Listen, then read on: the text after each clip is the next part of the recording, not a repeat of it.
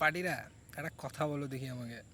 ধরো কারোর হাত সত্যিতেই ভেঙেছে আর একজন শুধু বসে বসে কল্পনা করছে, তো ব্যথাটা কার হবে বেশি?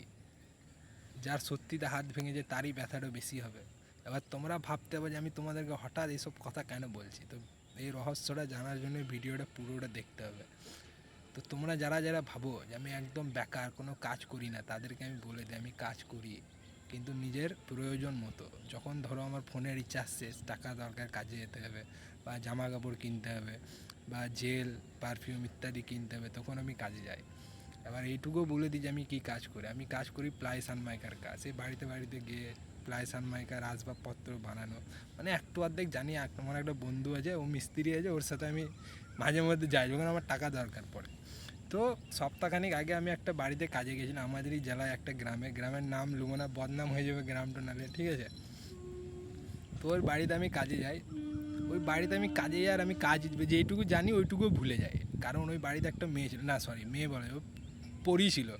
আর পড়ি এই জন্যই বলছি কারণ ওকে যখন আমি দেখলাম প্রথম, আর বুক থেকে বেরিয়ে গলা অব্দি মানে আটকালাম আমি, মানে মুখ থেকে বেরিয়ে যেতাম আমার, এরকম ব্যাপার, এত সুন্দর দেখতে।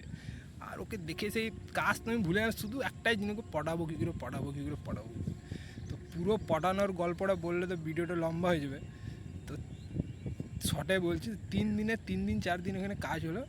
আমি শেষ দিনে ওর নাম্বারটা কোনো রকম করে জোগাড় করলাম। মেয়েটাও পটে গেল আমার কাছে, কী জানি মেয়েটা, মানে ওর বাড়িটা মানে সে ঢোলাকপুরের রাজমহল, ও বাড়ির রাজকুমার ইন্দুমতি, একটাই মেয়ে বাড়ির।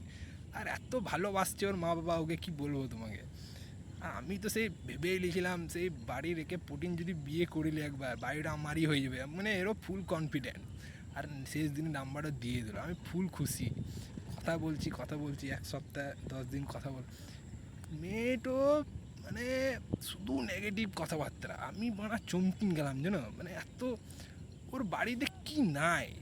মানে গরিব মানুষ আমরা যেগুলো কল্পনা করতে পারবো সব আছে, এসি, ফ্রিজ, ওয়াশিং মেশিন, বাল ছাল যা আছে সব, সব আছে ওর বাড়িতে। তাও সেই বলছে আমার খুব মেন্টালি খুব প্রেশার হয়, আমার হেডেক হয়ে যায়, আমি রাতে ঘুমাতে পারি না, আমি খুব চিন্তিত ওর ব্যাপারটা নিয়ে।